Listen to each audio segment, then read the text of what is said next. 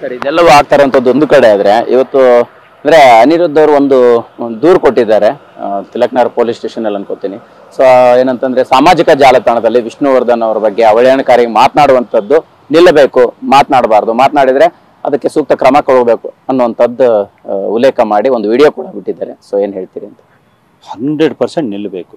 ಯಾರದ್ದು ಬದುಕಿನ ಬಗ್ಗೆ ಅವ್ಯಾಚ್ಯವಾಗಿ ಮಾತನಾಡೋ ಹಕ್ಕು ಯಾರಿಗೂ ಇಲ್ಲ.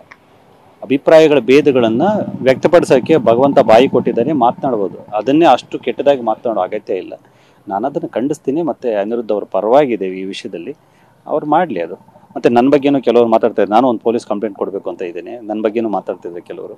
ಸೊ ಮತ್ತು ಈಗ ರಮ್ಯಾ ಮೇಡಮ್ ಅವರು ಕೊಟ್ಟರು, ವಿಜಯಲಕ್ಷ್ಮಿ ಮೇಡಮ್ ಅವರು ಕೊಟ್ಟಿದ್ದಾರೆ.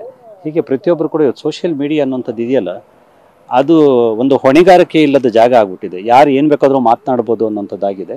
ಅದು ನಿಲ್ಲಬೇಕು ಅಂತಂದರೆ ಈ ಥರದ್ದು ಒಂದಷ್ಟು ಕ್ರಮಗಳು ಕೈಗೊಳ್ಳಬೇಕಾಗಿದೆ. ನಾನು ಅದನ್ನು ಬೆಂಬಲಿಸ್ತೀನಿ. ಫೈನಲಿ ನಾಳಿನ ಕಾರ್ಯಕ್ರಮ ಡಾಕ್ಟರ್ ವಿಷ್ಣುವರ್ಧನ್ ಅವರ ಅಭಿಮಾನಿಗಳು, ಅಭಿಮಾನ ಸ್ಟುಡಿಯೋ ಕಡೆ ಯಾರೆಲ್ಲ ಬರ್ತಾರೆ ಅವ್ರಿಗೋಸ್ಕರ ಅಷ್ಟೇ. ಸೊ ಅವ್ರಿಗೆ ಅಲ್ಲಿ ಒಂದು ನಿರಾಸೆ ಮಾಡಬಾರ್ದು ಅನ್ನೋದು ಅಷ್ಟೇ ಉದ್ದೇಶ. ಸೊ ಆ ಕಾರಣಕ್ಕೋಸ್ಕರ ಅಲ್ಲಿ ಯಜಮಾನರ ಸ್ಮಾರಕಕ್ಕೆ ಅಭಿಮಾನ ಸ್ಟುಡಿಯೋ ಇನ್ನೇನು ಸಿಗುತ್ತೆ ಅನ್ನೋದಕ್ಕಿಂತ ಮುಂಚೆನೇ ಒಂದು 100-200 ಮೀಟ್ರ್ ದೂರದಲ್ಲಿ ಬಲಭಾಗದಲ್ಲಿ ಒಂದು ದೊಡ್ಡ ಕಟೌಟು, ಒಂದು ಮಂಟಪ ಅದೆಲ್ಲ ಕಾಣುತ್ತೆ. ಸೊ ಅಲ್ಲಿ ಬಂದು ಯಜಮಾನರ ಕೈ ಮುಗಿದು ಹೋಗಿ ಅಂತ ಹೇಳ್ಬಿಟ್ಟು ಈ ಸಂದರ್ಭದಲ್ಲಿ ಕೇಳ್ಕೊತೇನೆ. Thank you sir. Thank you.